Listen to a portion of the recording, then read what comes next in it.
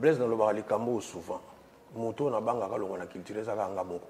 Donc on a na longo na ngati donc so boyoki mutu mo ba bouger ki boye. Ezaka ka et qui comment ezaki place bon et te déplacer en place. Mais ça ka ekeko kaka. Moni. Donc c'est-à-dire que batu baye baké soki olonga ki na volonté na yo moko na culture pays vie. En tout cas moyen aux gens à suivre ça.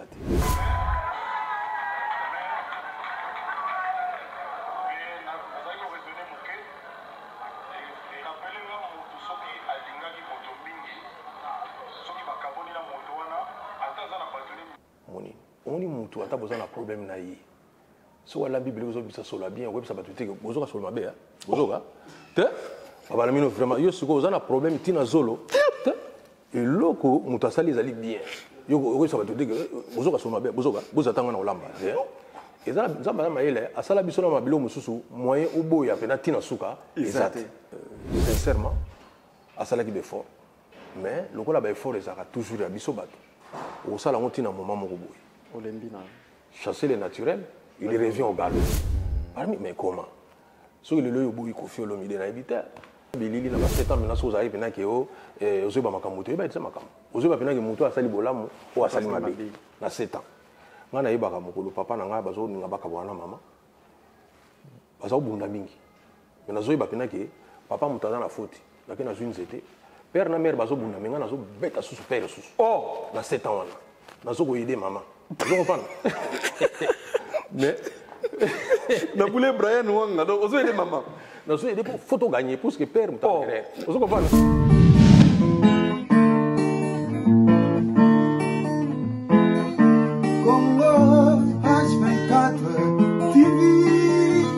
Information qui toque, musique, politique, théâtre, divers, abonnez-vous. Congo H24 TV, information qui toque, théâtre, politique, musique.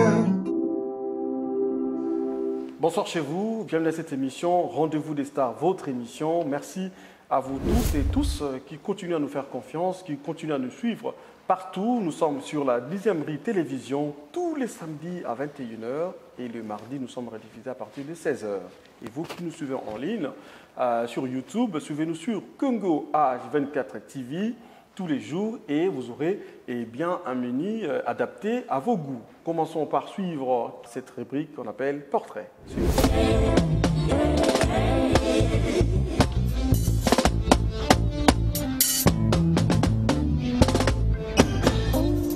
Félix Oazekwa, est grave, est né le 14 septembre 1962 à Kinshasa, en République démocratique du Congo.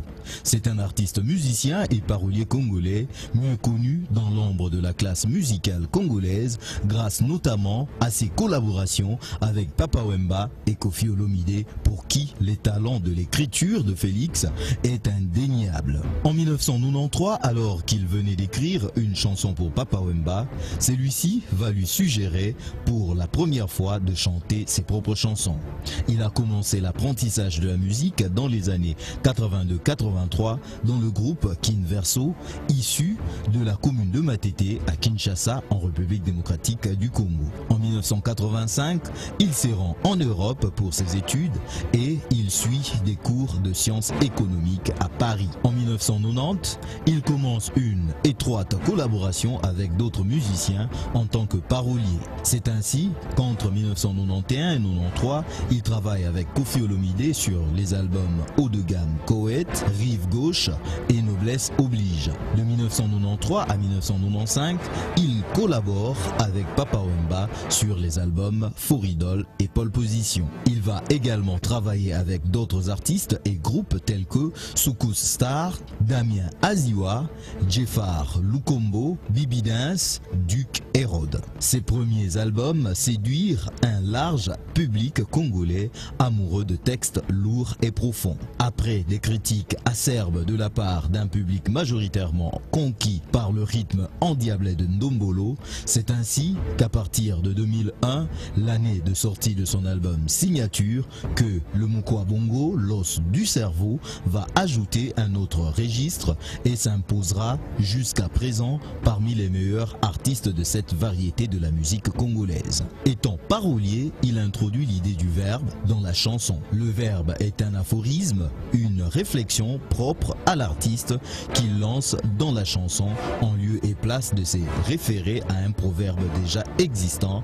Ainsi, un verbe devient proverbe dès qu'il devient célèbre dans l'usage populaire. Il compte plusieurs albums à son actif, à savoir Tétagramme Yahweh en 1995, Pauvre Mai en 1997, Bonjour Monsieur 1998, Sponsor 1999, Signature 2001, Yonani 2002 et après en 2004, Fomutu Moroboye 2005, Que demande le peuple 2008, La chèvre de Monsieur Séguin 2009, Mémoire Yanzambe 2010, Olemain 2011, Adamou Naeva 2013, I Love You en 2015. Aujourd'hui, il est l'invité de Blaise Wanga.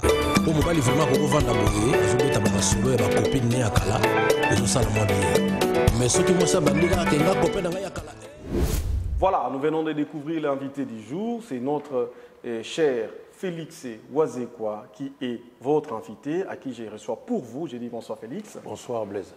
Voilà, d'habitude notre émission est réalisée en lingala, mais pour des millions de fans qui aiment la culture, qui aiment Félix Wazekwa, j'aimerais profiter dans le cadre de cette émission d'entrer des jets, de leur donner le résumé de vos activités pour les fixer par rapport à votre agenda. Qu'est-ce que les gens en résumé peuvent retenir par rapport à vos activités, par rapport à votre agenda, dont les fans qui ne comprennent pas les lingala, brièvement en français, ça nous fera énormément plaisir. Oui. Merci de me faire penser à mes fans qui ne parlent pas les lingala, Voilà. bien que l'émission sera en lingala. Mais je voulais juste d'abord vous remercier, en tout cas pour tout ce que vous faites pour me soutenir, par des messages. Par moments, je mets des éléments en lingala, en ligne, et il y en a qui me demandent qu'est-ce que vous dites finalement. Et il arrive que je puisse vous faire des résumés, des choses comme ça. Des traduits pour eux, pour oui, les les traduire un peu pour eux. Voilà, merci. Je suis très content de votre soutien à partir des îles de Mayotte, à partir des États-Unis, à partir du Canada, partout dans le monde, là où vous êtes, vous qui me soutenez, je vous dis merci. L'actualité est que nous sommes actuellement en train de préparer la sortie de nos 2 singles qui vont sortir. Kilelo, qui s'appelle Kilelo. Kilelo en lingala, c'est-à-dire ce qui s'est fait aujourd'hui. à la mode, ce qui est à la mode, à la page, Kilelo. Et puis Miliki. Miliki, c'est le lait. Le lait, en tout cas pour tous les vivants, nous sommes passés par là. Même si on n'a pas eu le sein de sa mère, mais au moins on a eu les biberons. Donc nous sommes tous passés par les laits. Et c'est une chanson qui s'appelle Miliki, donc les laits. Et puis après ça, évidemment, nous sommes en train de préparer notre concert du 23 octobre de cette année à Lyon, qui est une ville française. Et c'est là où nous allons encore faire un peu comme à l'Olympia. Et à l'occasion, tu invites tes mélomanes, les gens qui apprécient ta touche dans ce monde musical. Déjà, si vous rentrez sur le net, vous tapez Félix Wazekwa, l'Olympia de Paris, vous allez déjà voir ce que Cultura Pays Vie et moi-même pouvons produire sur scène. Moi, je me définis comme un artiste du live. Parce qu'en studio, on peut vous aider, voilà, on peut vous expliquer, on peut même mettre des autotune, on peut mettre beaucoup de choses pour vous aider. Mais en live, c'est vous qui dansez, c'est vous qui faites le nécessaire. Là, il n'y a pas de doublure, on n'est pas au cinéma.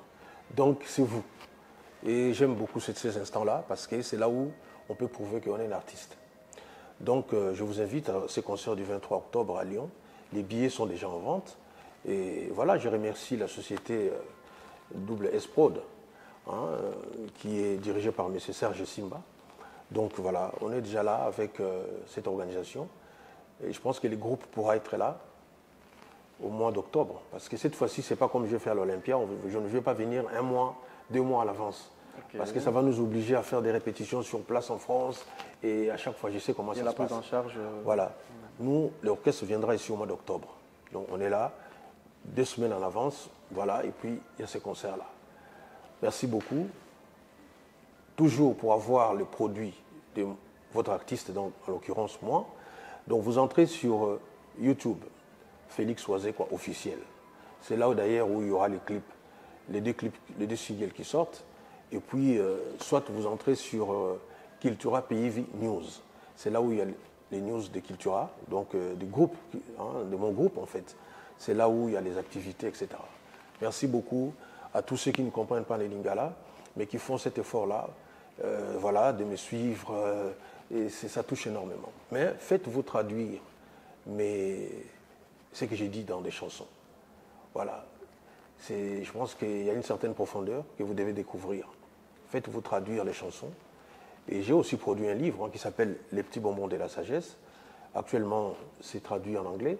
Nous sommes en train de faire maintenant des relectures pour que ça soit nickel. Et après, le produit sortira dans le livre en anglais.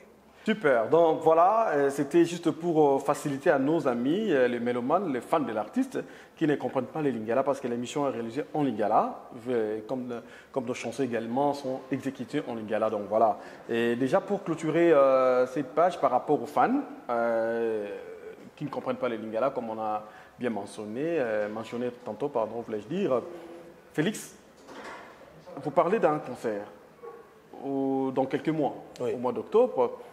Mais déjà, des professions, vous êtes un concertiste. Un concertiste, c'est-à-dire quelqu'un qui joue au concert et tout. Vous livrez des concerts comme étant artiste.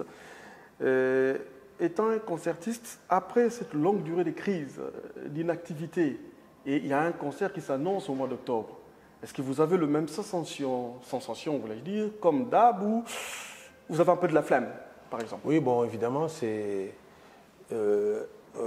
je veux dire, au niveau où j'évolue, c'est un peu comme pour les acteurs ou le footballeur de grand niveau. Donc, j'ai des astuces pour essayer, pas garder le même niveau, mais à peu près. Continuer les exercices, continuer à pratiquer. Voilà, ça me retient, j'arrête un peu cette chaleur-là. Donc, dans 1 semaine ou 2 semaines, je peux faire un grand concert. Okay. Mais il faudra d'abord beaucoup de préparation. C'est pourquoi... c'est ça, c'est pourquoi j'ai mentionné... Voilà, c'est pourquoi je serai obligé, avant le mois d'octobre, donc je serai les répétitions. Je serai à Kinshasa pour faire des répétitions. Ah d'accord, finalement, oui, carrément. Oui, je serai à Kinshasa pour faire des répétitions. Voilà, il faut qu'on se mette d'accord sur beaucoup de choses. Voilà, merci Félix Wazekwa Obenga Monstre. Parlons des concerts parce qu'évidemment, nous allons devoir vous proposer juste un extrait pour vous mettre l'eau dans la bouche par rapport à cet événement qui s'annonce au mois d'octobre. Commençons par suivre un extrait de l'Olympia qui nous fera du bien et vous fera également du bien et ça nous donnera une idée par rapport à ce qui nous attend. Ce que nous prépare l'artiste et les experts de Cultura PIV. Suivons. Voilà, là nous venons de suivre un extrait de l'Olympia. Nous espérons avoir ce genre de spectacle. Niveau on a toujours le bas, toujours compter vraiment en haut. D'abord, on a conféré d'experts dans sa Cultura. C'est pas Fonseca Jordas qui va me contredire, même pas ma banga ya talo. Voilà, toujours on a invité Nabiso, tout beau, tout mignon, tout frais, mais est-ce qu'au point de nous satisfaire comme ces filles à l'Olympia, toujours on a Wazekwa, la bête qui question on a battu Nabiso Libanda parce que Toyebio, dès tout ce c'était osa makasi na scène. Osa vraiment makasi na scène parce que l'histoire on n'en parle même pas. On n'en parle plus parce que les preuves sont là. Mais crise qui tant mort aux yeux, évidemment, on l'oublie où tu avances qu'on quitte la qui pose aux ongles à niveau naïo. Mais crois-tu que nous aura un spectacle à hauteur de l'Olympia? Non, en tout cas, en tant qu'artiste, on se compare toujours par rapport à Ngaïmoko. Donc il faut tout le cas tout ça les lots où il est quand même Olympia. Et avantage ils ont un concert où ils sont à Lyon. Ils ont à 2 heures du temps. Oh! Pour l'Olympia, tu m'as dit minuit, tu vas à 5 heures du matin. Le petit concert, il y a 5 heures du temps. Mais tu as obligé de se préparer ma casse parce qu'il fallait qu'on meuble le temps en année surtout. Il y a une chorégraphie qui est belé. Mais ce que tu as la chorégraphie, on a mis Missouni. Missouni Kaka. Missouni Kaka, tu as touché mes coups. Donc, il y a 2 heures du temps, on a s'ennuyer. Ça va miracle, les autres miracle, les gars, Donc vraiment, tout ça, c'est un miracle. Maintenant, c'est là. Pas tout CP là, tous avoir rendez-vous, tout retenir on a agenda na biso, ils en octobre, le quel jour Le 23 octobre. Le 23 octobre, na Olympia, na Zénith, na Olympia? Non, on a la salle La salle Moussous, mais à Lyon. Donc, la ville à Lyon, le 23 octobre, donc 23-10-2021, donc à nous au CAC. Donc, miracle classique, on a un spectacle à Missouni. Donc, il faut exalater. Donc, on a Missouni, quoi. Donc, on s'appelle la Makassi. Tous on a fait le quoi. Albert sur le soleil à Cultura, le 23 octobre 2021 à Lyon. Tous on a Cultura pays vie. Oui. Les loyaux pays, s'il faut donner note à la Cultura en tant qu'orchestre, parmi les orchestres, on peut savoir note.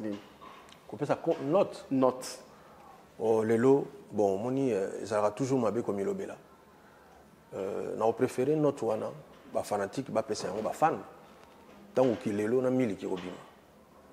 Pour y avoir les, madame Tosali pendant que Tosali na crise, pendant que Tosali na crise ou ya Covid. Tant que robima. Vous avez qu'il est là, vous avez miliki. Comme ça, mais ce qui pour n'engager mon qu'on appelle ça la note bien. Ah, on a peut-être boyer sur 10, ou boyer sur 20. Mais tout ça, il y a moyen. Il y a moyen, quoi. Tout ça, il y a tout le bas. Parce que culturel, ça, parmi les groupes, il y a Congo Makas. Parmi les groupes. Oui, merci beaucoup. Mais avant Covid, il faut l'avouer, moi, baisse Kotaki. Tu sais pourquoi tout le bas dans le boyer. Et puis, tu as des détails. Il y a tout le qui note de sa culture parce que à partir il y a explication na yo toyeba oyeba na ba critique niveau il faut relever et sur level na yo ya cultura. Oui. Donc avant Covid tout le monde a dit non bah, peut-être on va évoquer peut-être ba départ na ba recrutement. Non. Même pas. Non. Avant Covid départ moi salamité. Avant Covid départ moi salamité. Blaise dans le bar les cambo souvent. Moto na banga ka longa na culture ça ka ngamo. Donc on a un départ de salami. Oh, mais oh, ça dit que oh mutu. Non, et puis on appelle ça minangote. Non, longue na hote. Donc on a longue na ngati. Donc oh, so boyoki mutu mo va bouger ki boye. Ezakaka et qui comment ils place bon et te déplacer en place. Mais ça ka kokaka. Moni. Il y a donc c'est-à-dire que dans ngai naza na chance beaucoup. Il y a le baraki nazo passer carrière moko musicale na first class. Zomona. Donc naza économique té. Naza na wenzete. Comment ça? Nous avons une tribune. Donc, on est dans un match bête à la place bateau. Bateau, on est président de la République, la Roya, on est dans le stade de martyrs, place président au Van. Il m'a dit sa carrière dans la musicale bongo. Comment? Explique-toi. C'est-à-dire Alexandre très bien. Alexandre, on a par exemple, le comment le musicien a mandiant. On a mandiant à bateau. On a mandiant. Et puis bateau, on a mandiant on a kine. So batalibé, oui, effectivement, il y a Yagater. Ok, il y a ça. Non, on a raté. On a mandié à Panzambi. On a mandié on s'est raté. On a émission où on a mandié Panzambazate. Donc on a mandié à Panzambi. Zambi n'a pas ça où nous avons besoin. Voilà. Donc les alités que dans raisonner dans bimila mutuboy. Dès que nous avons carami au mona, les musu mutu soka kufi. Mona batubaïl biso bembewana. Bazol ba tokobosa na hote ndenge vraiment ke yibo yeba ke otikali libela na mitema na biso. Mais yo mo po kufa atikala libela ndenge ni. Mutu atikala libela yo mo so kufa. Donc zo mona ke mo atikala libela zate. Donc atikali anatana kufa. Donc otikala motema na avant na kufa. Avant na kufa. Il faut ba si ça phrase en. Faut dire ça bien. Buru mo ke bimaki bo ndete ngada ya kufi. Siko tanga sale le mana binga ngana kufa pa pambate. Et ça lui bien. Abi non on a des apens pambate. Donc ça dit qu'il y a kufa apens pambate. Donc ça dit qu'il faut aller comme grave pas kufa. Maintenant est comité. Donc luxe au photo le en avis ça dit qu'il y a santé. Moni, il y a un moni na que demande le peuple na yebaki. Peuple azo senga nini. Kolia, komela, kolata, bana bazwa kwa son et bana batangaka. Son on les allés pour nini. Pour qu'on continue qu'on la vivre. Oui, tant on allait à tabacher na cercueil moko en or. Ça ne veut rien dire. Donc tout ça là projet pour naliwate. Bah ça les habitants bien pour les habitants moko. Tout ça là projet, tout ça là bon moi. Donc il y a un tant on a vivant, on a remercié Jéhovah parce qu'il a dit que enfin ba milliardaire musu bakei. Félix Wazekwa izina makanisi. Pourquoi izina makanisi? Oui, izina makanisi parce que en fait nazana makanisi sur le sujet belé. Moni Bonita Moutoche, M. Google. Parce que les lots, on soit la recherche à l'organique na Google. Et ça va combo moko. Ça dit que na zone di Mayango. Pourquoi? Parce que ils ont correspondre effectivement nangai. Tala mutu mobimba. Par exemple, les camarades nanga pena donc les timikolo ezalaki Papa Lutumba. Vous voyez que Papa Lutumba ça usine. Après, usine mobimba wana. il y a un district. Un district tout on a eu de faté. Ministère. Vous monde de makanisi. Ce que master na yo. Papa na yo, master na yo, collègue na yo a musala. Ayaka na ndako. Tolie, ngana kepa na ipe, na lié. Donc c'est à dire que moni o mutu na papa tabulei usine ya kosakanate. Souvent, on a un makanisi. Papa Taboulei, a la usine ya musique na biso. Il faut que le cambo le musus to le bakango. Banda Congo banda. Banda ngana koma conscient. Na évité. Ti lelo na ba mission to sali vivant. Na no mutu mo sali kati ya makambo Taboulei asa na musique te. Et puis au ba ngai na ndenge nini parce que ya sala ki Alexa déjà 50 ans de musique. Yo so Alexis 50 ans même ya vie na yo. Le musu na noté. Donc Taboulei. Et donc, il a écrit plus de 3000 chansons. Non, c'est grave. Plus de 3000 chansons. Et puis, quelle chanson? Toujours le balelo Olympia. Moutafongola qui salwana na africain. Yé. Donc, africain, il bosse à Olympia. Yé. Na ba série, on a Bruno Cocatrix, baza vivant. Mukolo Olympia. So, on a comme Bruno Cocatrix. Ah, monte. Azala qui monte. Akufa. Il y a bêta na ba période. Donc, ça dit, Asala Makamomoko. Pour le nom, comment yoka. On a un mutu liboso ngai ne mutu na sali boye pardon toti ka phrase wana to za ba historien te d'ailleurs to ngana sope ko tanga te oye ba neni ko za mutu liboso donc faut vana nie faut ko za humble parce que yo kan sande ti lobake mba liboso ngai moko na sala boye na vie na yo na vie na yo na vie na yo moko na vie batu yo yo bi histoire otanga d'abord otanga na oti bakomingo yebi na ote ya vie ote nga mutali boso na sali yo mutali boso net côté ni parce que photo e bango bato basala boso ba yemba Bercy la beta Bercy peut-être te mais ce qui lelo Bercy par exemple comme sale bato azali ko beta est-ce que Taboulei agwa ko beta ngote pour na période on ezaki siko Olympia asala yango donc to longo na bakombo ya basale to tsa siko yo ba représentation ya minene ozo représenter mokili na bandaki yango voilà donc to wele la biloko na tezo kitsa musique na biso. Surtout que moi, je suis un artiste, je suis un likamo ya muke. Ozomona, moto déjà lié à misuni, lié à biloko ya bien. Mo commence à mikumi sanga pour aller makelele. Donc je pense que c'est pas bon. Tout tika la pena donc tout garde air moko ngana ko ba phrase moi modestie c'est important. Ça aide beaucoup. Conseiller artiste belé modestie alors modestie, tika ba toi lobela biso. Et puis Christ a ça la formule moko lobi. Yomi qui ça va tourner par tombo là. OK. Na bien so déjà yomo so mi tombo le so ba to tombo le so côté ni.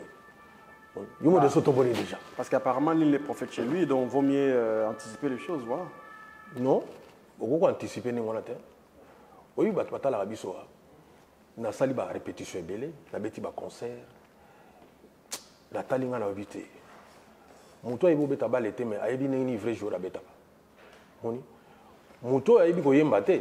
Ayebi ni vrai chanteur ayembaka mutu mo pena ayebi même nde babetaka maboko te ayebi ne kobina te mayebi soki obina bien te yo ko bane te ko boko yo moko te alba tenga na yebi te mais na yebi bato babina bien nde babinaka yo bini mabe ayebi so bongo Ramona Jodas ayebo beta bale te mais nenga kritika Cristiano Ronaldo voilà Fonseca boko jour mo dans na stade match mo bo ka na kala mingi tawa kamanyola na koti stade oyebi ke type mo vana ina sima na ngai type wana asikisanga mabe oka bakambo yaki match à Léopard bakambo Cédric azui ballon Cédric oka type wana pecho so beta ndenge moka na ngai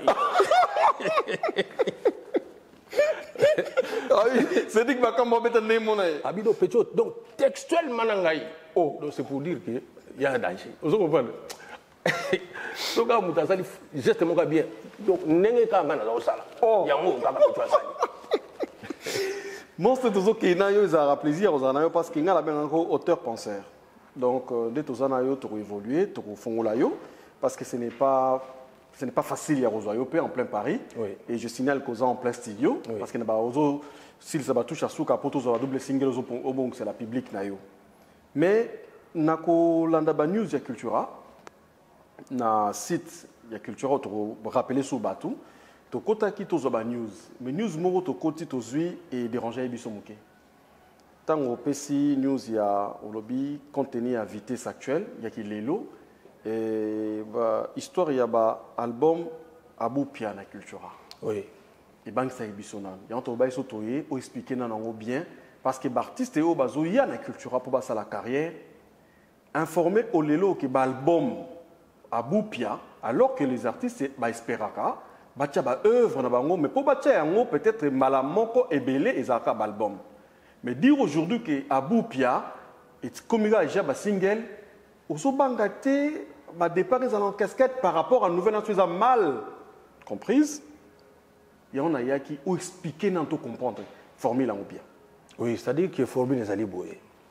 D'abord vous avez une usine à Makanisi. Merci. C'est-à-dire que ce que loko est bimi na usine to J ou salami na usine yo ko sala usine anda ko no le ka usine donc usine donc il raisonnait déjà bien ndenge zawana. C'est-à-dire système on a na lobiza pona nini ezali na ko constater boye article 23 par exemple ils en a 25 titres. Oui. Mais ti lelo to zakaka na 9 clips. Oui, salam.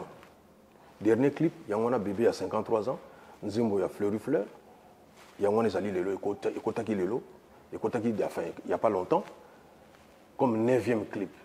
Donc, sur 23. Sur 25 chansons. Sur 25 chansons de Boutske, on a 11 chansons, il y a réalisé un clip. Non, non, 16, plus que ça. 16 chansons, pardon. 16. Après une année, il a sorti l'album.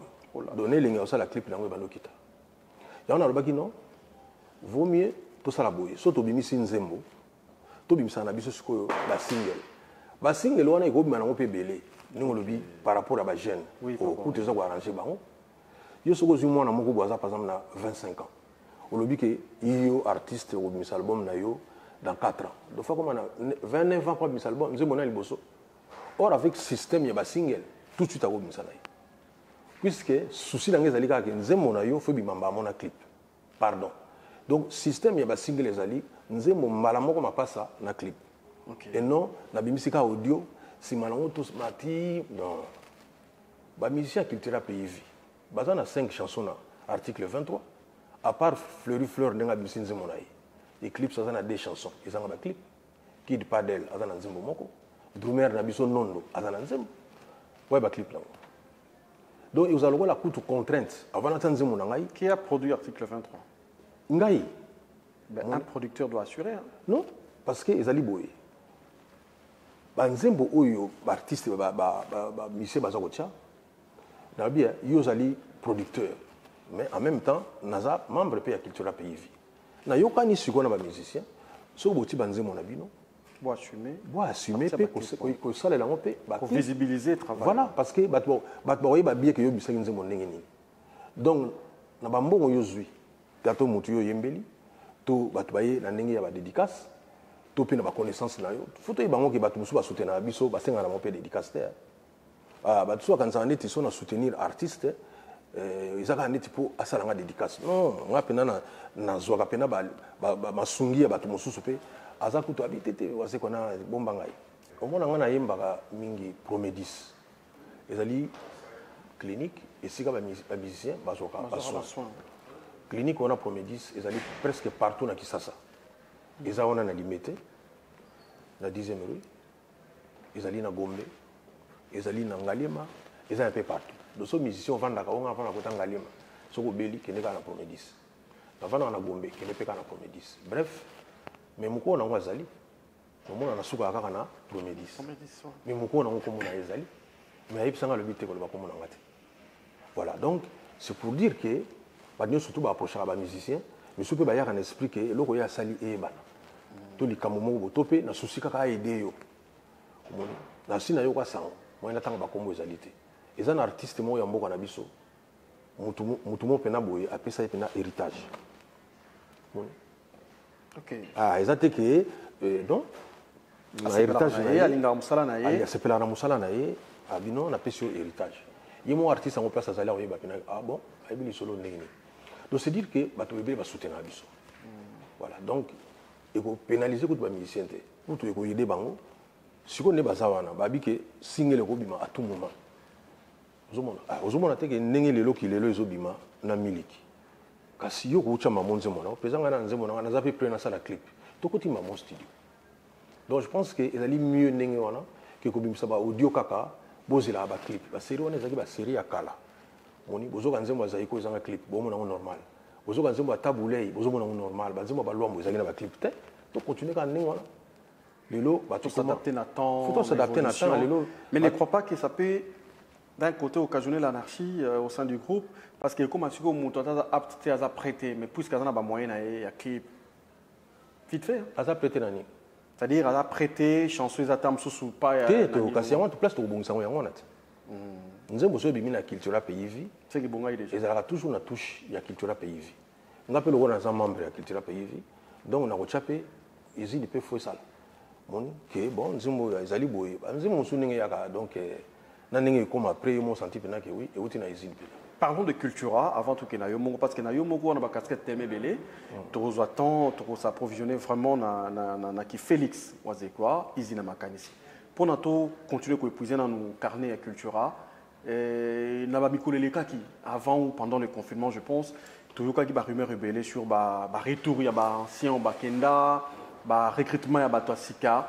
Qu'est-ce qu'on peut retenir lelo na makambuno sotoyo kaki y a-t-il des noms connus au Evra na Cultura, au confirmé retour na Cultura, ou bien ce n'était que de rumeurs? Non, ça dit que Batouba est baqué. Ce qui, au loin qui n'a volonté na yéo moko na Cultura pays vie. En tout cas, moi, aux hommes à suer ça. Moni. Moi, nous sommes appelés ça. Donc, bateau tout balongwa. Na volonté. Oui, bi que balongwa na volonté na bango moko. En tout cas, retour les causes à la tête. Sinon, tu n'as pas se contredire dans moko. Pour na loba déjà.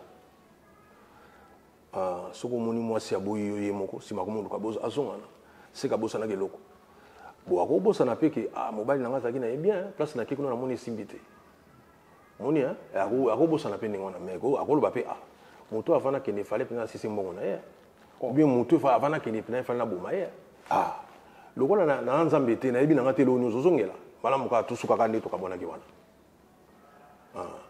tusuka ka ndengwana. Moi, tout à l'heure, dans la yu kabu kuna voiture tozo ya na ibisenga biyu. Soki nyama moko amatelo na loboko. Oyebi ebiente. Ça dit que on va se poser la question ya fani kana loboko nozo tuna odi nango nyama oyo ko sala te. Okolongola ina no chepe meni sima na onde okolo étudier. Se poser la question. Voilà, et loko emateli yo avant et tout bayo, le monsieur ataka vener moko mutakufi. Donc tant que loko moni mabe emateli yo ça dit que ngai na lobaka boy cours ya séparation il fallait ça la parmi ma matière ba pesa ba tata na école primaire faut boy ba ko kabona na bato moni na vito bala na bala na te ba mabala kutu ba kabona ni surtout na mokiliza séparation oboti bana tant âge na bango kusana ko kabona ba faut kabona ba elite ke nga bana wana linga mingi mutabala kutu te tout ça la na bino tala bino ka moi sikuta bomba zemi mais après ne veut pas faut ba kabona na zemi wana. Donc, si on a donc vie à séparation, type mon amour, kufi bino pe ko na Bénédicte Mwaka. Donc on a le vie ezali ko kutana na ko kabwana. Ce que futo yeba ko kabwana pe. Mutu po akenda yemuko. Ou akena ba raison boy. Mais après un moment, après remise en question, période où ils avaient réflexion, tu crois au changement, mutu pas pour changer, hein? Oui. Alors, changer les bateaux sous. Pour changer les sous qui te pays vite. On est dans le principe, il y a la constitution. Comprendre? Changer les bateaux sous. Au moment où il blaise, bateaux sous la nanga, na croire na changement à motuté. Na croire na motuté.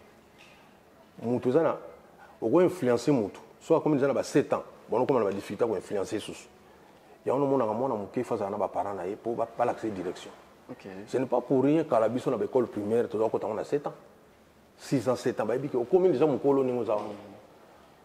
Ben pena bilili na ba 7 ans maintenant so za pena ke o ozo ba makamuto ba tsa makamu ozo ba pena ke muto asali bolamu o asali mabe na 7 ans ngana yeba ka mokolo papa na nga bazo ninga baka bwana mama bazo bunda mingi mais nazo yeba pena ke papa mutaza na faute na ke na zune zete père na mère bazo bunda minga nazo beta susu père susu na 7 ans wana nazo ko aider maman vous comprenez mais Naboulé Brian Wanga, donc vous avez maman.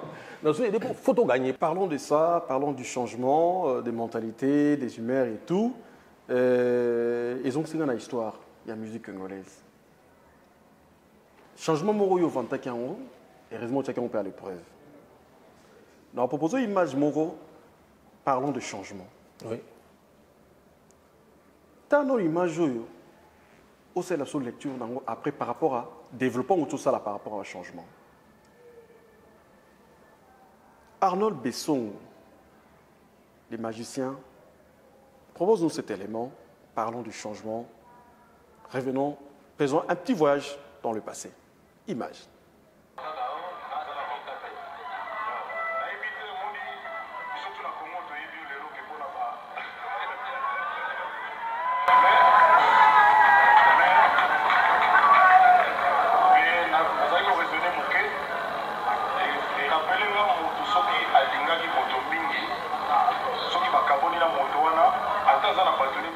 Voilà, Karbinga monstre, toute usine makanisi, tout l'élément par rapport à développement tout ça là.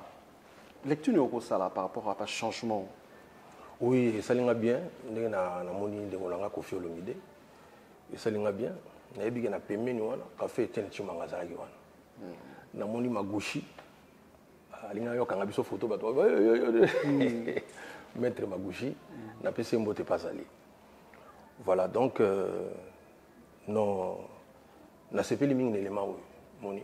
Je ne m'attendais pas. Après autant d'années. Après tant d'années, il est déjà bas. Bon, bah, parce que c'est depuis 2005-2006. 16 ans. Oui, il est qui est Oumeli. Voilà, et puis, au moins, ça va, quoi. C'est tout droit. On dirait les humains amis. Non, donc ça va, ça nous a plaisir. Mais par rapport à la question, c'est-à-dire que, autour de la sincérité, voilà. Pour Nanini, moi je pense que. L'épreuve. Oui, moi je pense que Ndekolanga Sali il faut rebeller. Asali il faut rebeller. Même dernièrement, on a une émission moko. Tant que papa n'a pas koufaki, on a été sur le papa n'a pas koufaki, il a dit que non.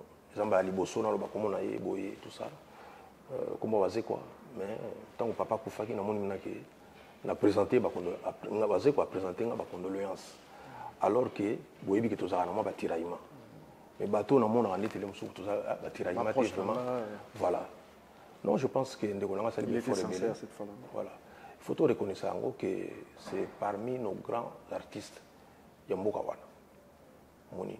On dit mutu ata besoin d'un problème na yi. So la Bible vous obisa sola bien web ça ba tuté bozoka sur mabe hein. Bozoka. Te baba mino vraiment yo siko ozana problème tina zolo. Et loko mutu asali ezali bien. Yo ça ba tuté bozoka sur mabe bozoka bozatanga na olamba. Et ça zamba maele asala biso na mabilo mususu moyen oboya pena tina suka ezate. Nous devons reconnaître basola munde ko. Nous avons kitoko sozo beta. Ogo expliquer ba tuté que bozoka ndule fondule. Non. Donc ndekolanga sala musala na bien. Problème na ina sida lobango tina na bandela musute alika ke comportement na na français ba benga versatilité, c'est-à-dire mutu mazali versatile. OK. C'est-à-dire ka changer ka ba vie.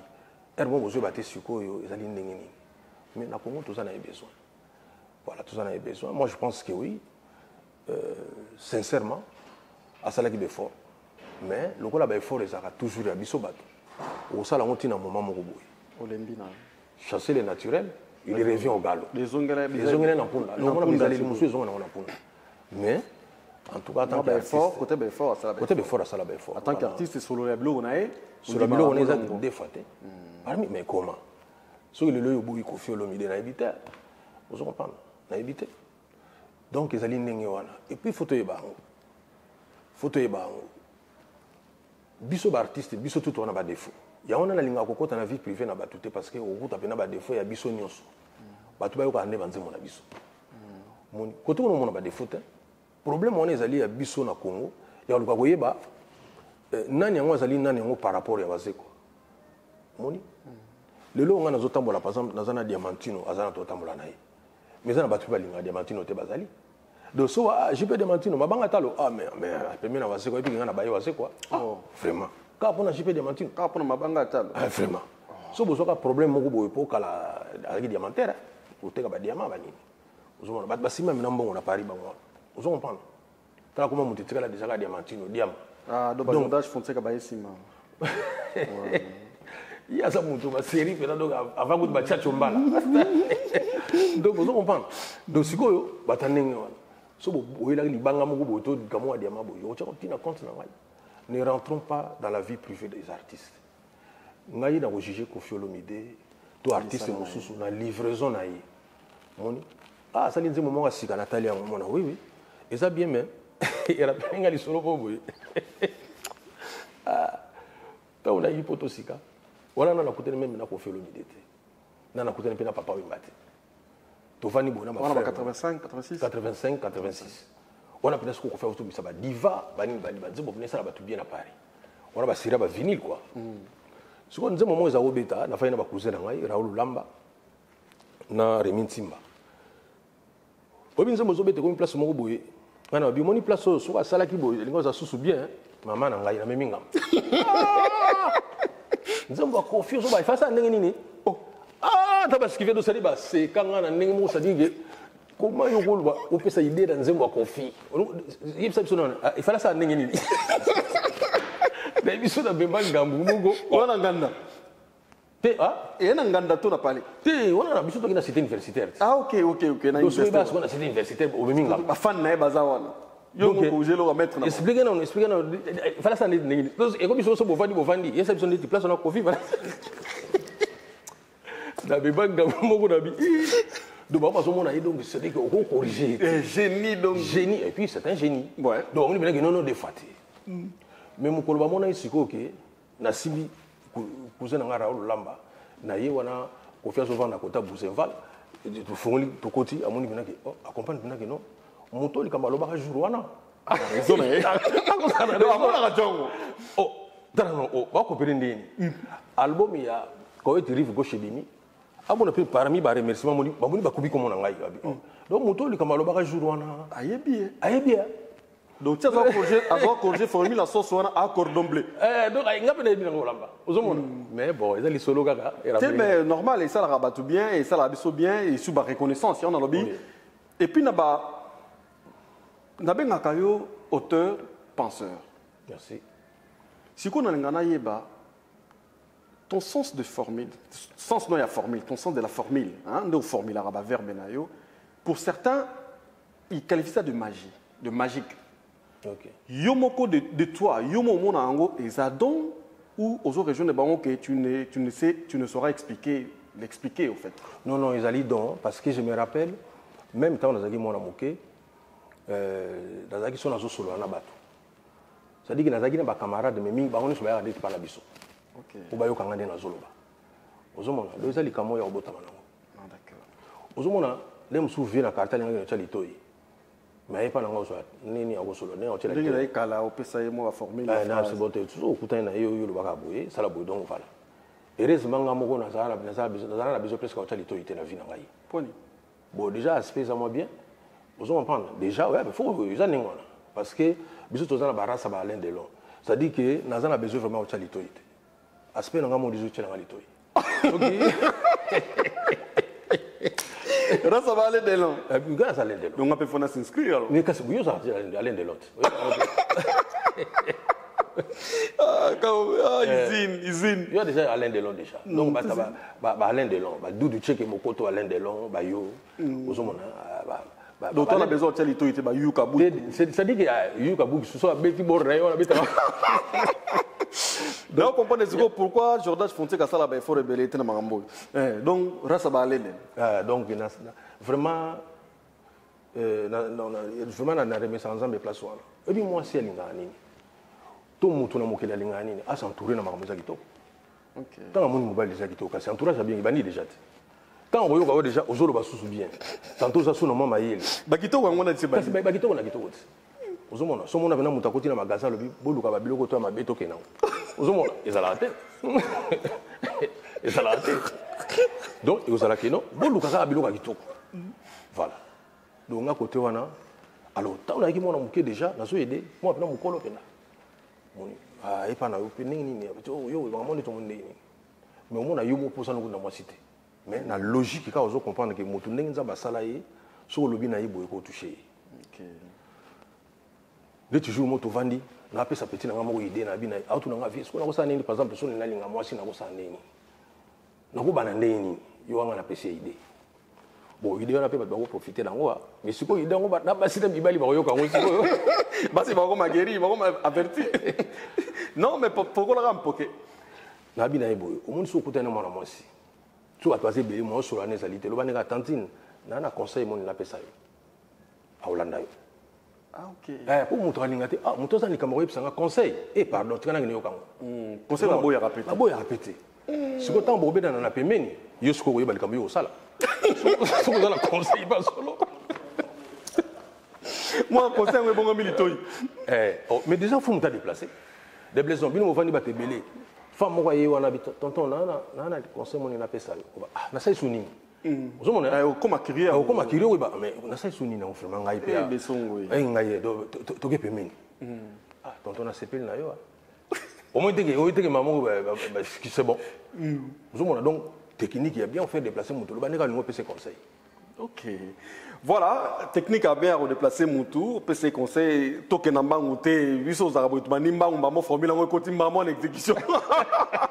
Tout après mission.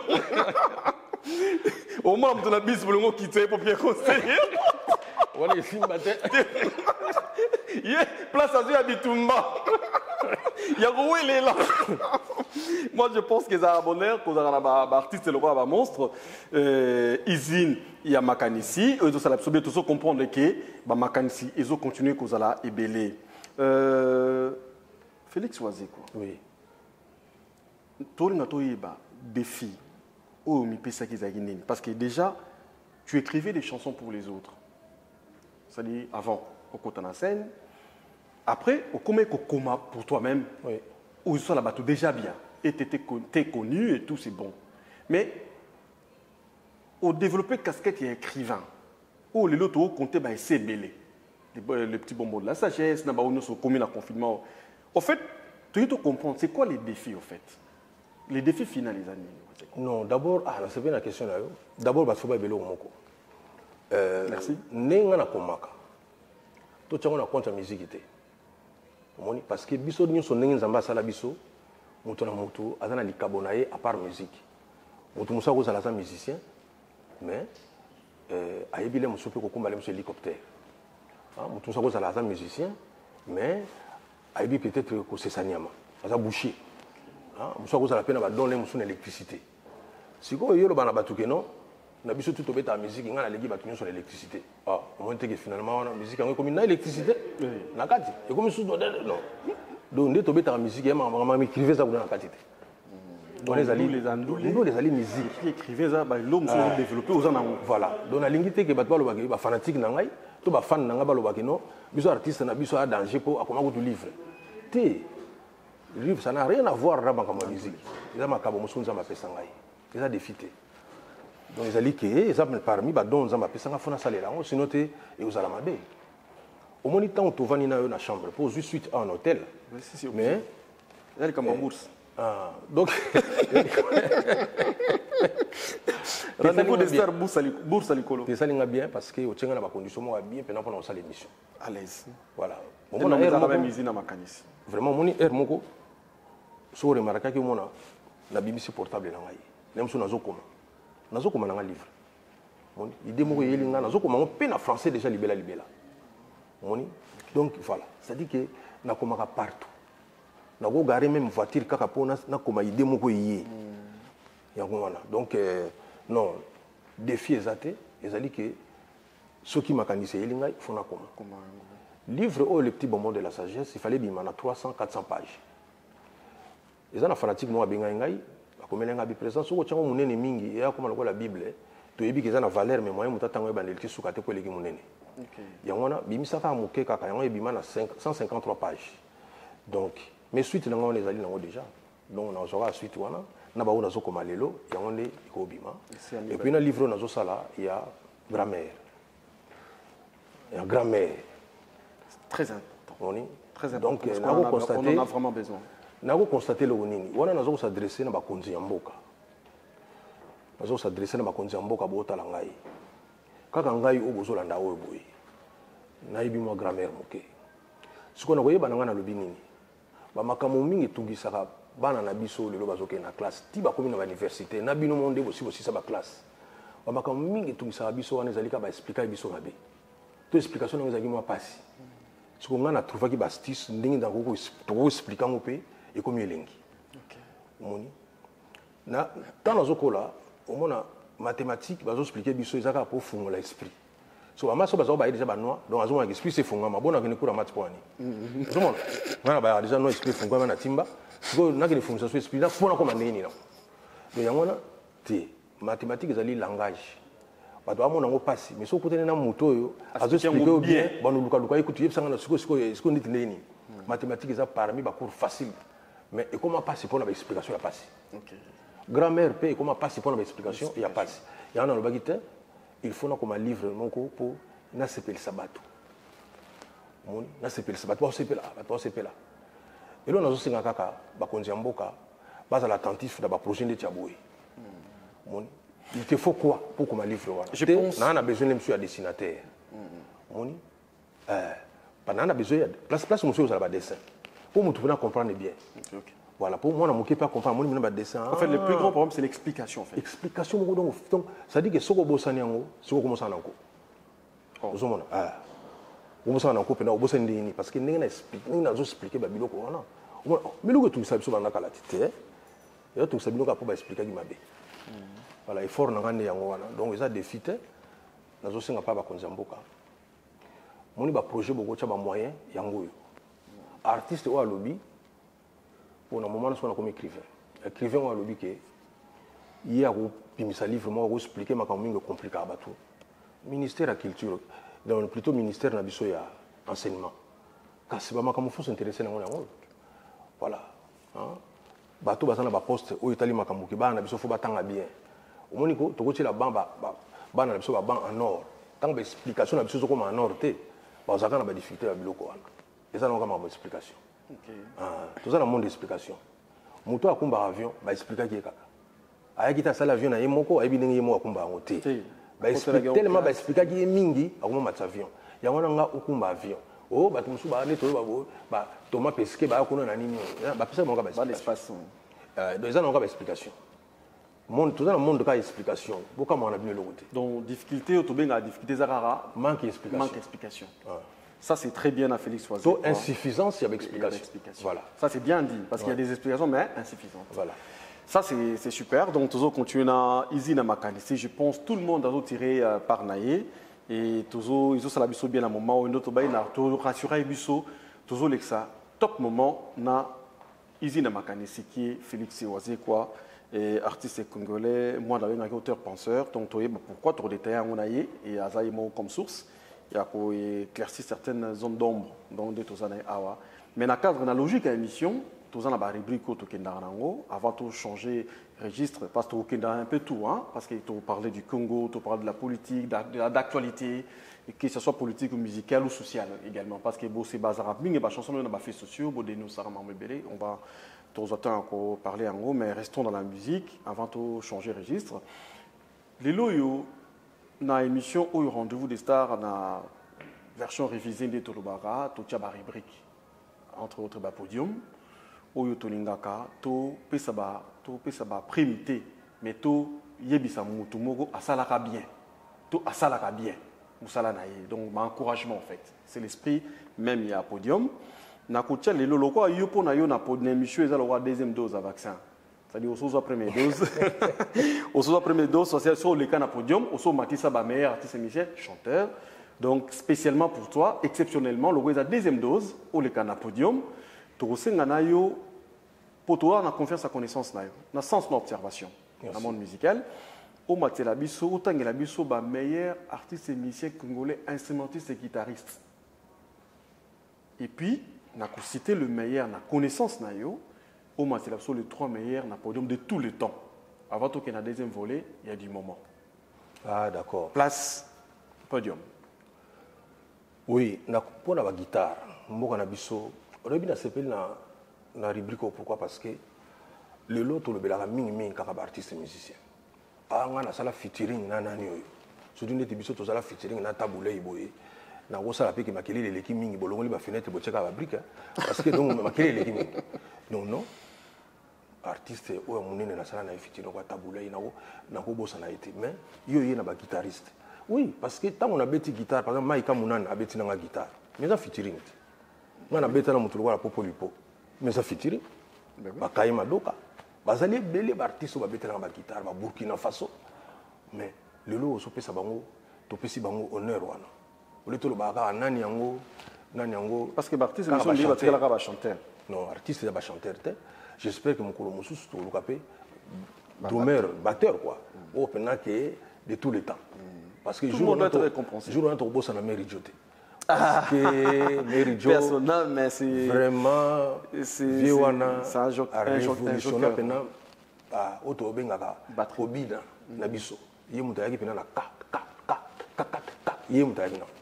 ti lelo so bazwila ngo ba droit lingo ça bien tana ba distribuer biman na Congo pe na mokili avec ka na partition na ye mais pour na guitariste mboka wana Congo bon ba guitariste bazala ko la ba boane ba ko ya kala o mona ba Papa Noël o Didi Manzeku o ka Mavatiku ba Lombo Makiadi ba Manuaku o ka ba Rosa de tu viens na ngamo ba viens na suspect bongo wende pardon wana su izing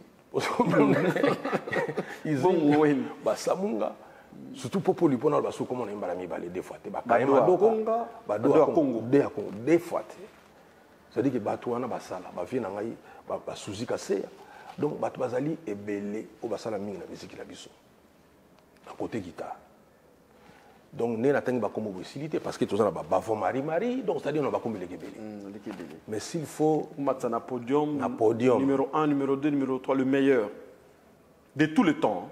Oui, bon, on a un préféré. Les exercices moins faciles. Les meilleurs pénatés, mais Natal artiste toujours dans la production, dans la livraison. Mon toit a livré biso, babilo como etikali, pe génération à sika ezu yango. Sur le talent guitariste. Number 1, Nico Kassanda. Wami Kalai. Nico Kassanda. Wana pena donc numéro 1 pour ngai quoi. Nico Kassanda. Nico Kassanda Wami Kalai, deux fois. Très bien. Numéro 2. Numéro 2. Bon, si on dit Papa Noël, deux fois, il y a ça côté, il y a ça le coup là, c'est extra, c'est toujours, c'est extraordinaire là-bas. Corps, babilo quand on ça dit mailler les pénales guitare, jazz, manini, blaguité, ou talaboy. Mais si on t'a dit ce qu'on a la livraison, on a belé à la livraison. On a en deuxième place Franco Bessongo, number 2, Franco de Miamor, Makiadi Lombo. Ce qui est nous, nous qui t'as pas manqué. On a ce qu'on a une période, vient à Roxy, Bazana Touzaïna, Roxy Chimpaka, ou Zoko Tasco, vient à Manoaku, Popolipo, Bongo Wende, vient à Rigo Star, on a sous usine, défaté. Donc, ce qu'on a la livraison, troisième place, Manoaku Waku, Pepe Feli, le podium est complet. Donc, pour l'équipe Sikoyo, on a le podium du moment. Oui, le podium, il y a un moment où, en tout cas, bon, d'abord, on a vraiment la rôle baboué. Moi, personnellement, Nazala ébloui. Na ba guitariste, on a zone qui tire pays vie. On a la professeur de tournesol de polka. Aujourd'hui, on a la Noka Panga. Bon guitariste, donc c'est-à-dire que c'est bon. Puis tu concordes. Ou tous en aïe lelo, indice Nikkei Kalonji, na ebisio muluba wana, aza mystique. Kalonji. Des fois, au bijou la sala test naïe, donc à côté na kitira na 16 ans. Na 16 ans. 16 ans. Donc à la sala test naïe, na ba mikolo ba kobotaye. A gagner bango. Oh, des fois. Donc moi na wana, yene siko mutazo simba. Léo Kaobe ba Fimbu. Ba bilo tout sozoka lelo ba Charles Chaplin. Donc, on a un indice Nikkei Kalonji. Donc, et puis, non, le guitariste va se belé. Autant là, côté à Wenge, le japonais, blague et la flamme kapaya, le guitariste va aller Makaba, C'est-à-dire que les guitaristes basali Burkina Faso. C'est-à-dire que non. Les guitaristes basali belé, Ramazani, les Olivier Chimanga. Donc c'est-à-dire que non, Chimangologie. Des fois, d'ailleurs, quand on a miliki, ah oui. Na miliki. Ah, miliki ils appellent qui bamaïli outi na Congo, monsieur bimini na poto awa, banine tout ça. Même professeur Tournesol pe abeti na miliki. OK. Donc non, je pense que Batouba va se lancer mon ami qui va au capé Chimanga. Voilà. Mais s'il faut que tu aies tout le monde au podium numéro 1, dans la jeune, dans la génération, Ale Makaba. Number 1, Ale Makaba Besson. Oui. Number 2. Il faut que tu aies la livraison, quoi. Et puis la deuxième position, il y a Burkina Faso. Number 2, Burkina Faso. Motumo Gamba. C'est-à-dire que type on a suspect. Type on a, c'est-à-dire que ils ont sous la livraison à ça là, non. Faut ça là on a encore quoi. Donc par rapport à la livraison. Nous allons battre que oyo leki oyo. Non, par rapport à la livraison. Ça clair. Livraison à Betty Bilo que belé oyo ça là que non. Et convaincre et marquer. Et puis pour clôturer les podiums, bon on a coach Flamme Kapaya. Troisième place, Flamme Kapaya et le podium est complet. Oui. Donc je pense qu'il y a le meilleur, mais le podium il faut qu'il y ait 3. Il faut qu'il y ait 3 personnes. Donc, mais ça dit que il y a des DDD. Mais il faut qu'il y ait Moko. Donc nous avons tali na livraison, nous avons Ale Makaba a révolutionné vraiment Pérou Douana. Tant que j'ai guitare, mais Ale Makaba. En plus, il y a des l'aide de l'eau. Donc, ça, il y a pas dans la liste balène. La liste balène. Un collectif, il fait partie du collectif. Donc, azobe ta guitare na qui a l'aide de l'eau. Donc, nous sommes ça. Et puis, aller à Makaba, soit azobe ta guitare, parce que tu es bêté. Parce que tellement beauté, les guitares, tout le monde t'a bêté là. Il y a comme t'a bêté. Donc, Ale Makaba. Azali, place Azali, non, il m'a beaucoup impressionné ce garçon. Non, c'est extraordinaire. Voilà, nous continuons. Là, nous venons de clôturer notre rubrique, c'est-à-dire le podium, c'est-à-dire les 2 podiums du moment et échanger, c'est-à-dire de tous les temps, avec notre invité qui nous a fait part de sa connaissance, de son sens d'observation par rapport à cette rubrique dans le monde musical. Oui, ça lui saute bien. Je pense que apprendre aussi, tu as la musique, mais tu as raté le miracle, c'est la manasima. Parce que tu se contentes dans le miroir, tout le monde dans la vitrine, et tu as raté que même dans la vitrine, tout le monde est rendu échantillon. Et stock est rendu dans la carte. Et vers BP, donc quand on a un système, ils ont kendu tout ça Félix Wazé quoi, easy na makanisi, au tout kenda. Mais pendant le confinement, s'il faut le dire, Nazobeta c'était aux concentrés, c'était parce que aux qui habitués à concert. Mais au Vanda PT, en même temps, on a aussi la casquette écrivain, où il a avancé également, heureusement. Moment où ils ont malam pour faire avancer casquette, on a Moussoussou. Mais n'a pas œuvre bimaki pour 1000 kezoya. Mais bah œuvre observa qui pendant le confinement, la musique congolaise, dans l'univers, bah œuvre nous malgré le confinement est impressionnant qui est. L'impression je me suis tout le monde ne peut pas concours à dictée française dans n'importe qui, même un politicien dans un cas. N'importe quel intellectuel, tu as une dictée française. Le défi est lancé, Tossalango. Dictée française, caca. Ton comment? N'importe quel intellectuel.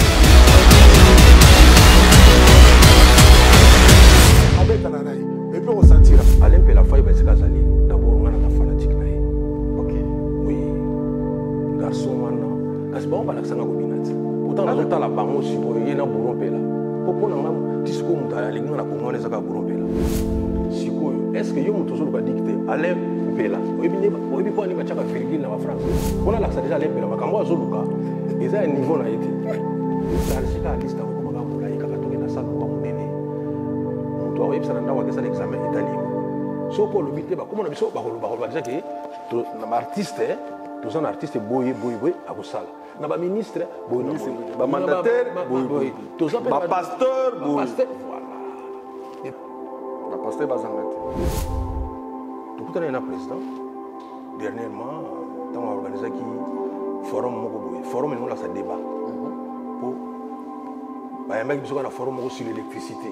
Il y a un forum sur Dingwe, Mama Chalamwana, Tata, Sai, na ndeko na nga de fao bato bakomisa ngo problème ndenge nini babengisika bango forum elingo lo badébat do bakobengisa misien na débat te akokomba forum wana bakasa neti forum donc ça dit que mbongo comme l'équipe nous sommes là dans un débat bato bakomprendre yo forum Ils ont changé. Donc c'est le terme qui te dérange. ngai mpe naza lokola balita chamala mais bamoyen eza ndenge moko te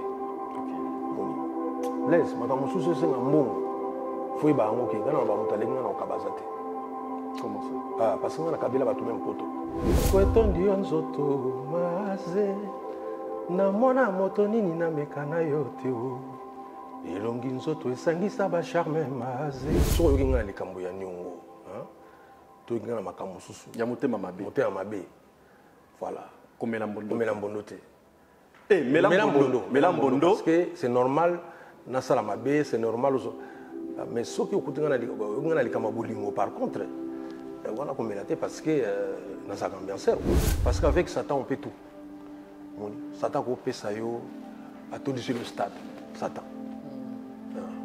mais baconséquence Satan kopesa yo nyonso to oyo alingi oyo olingi na monde na ye toza na mokili ya nzambe me oyo aza na pouvoir sikoyo eza Satan.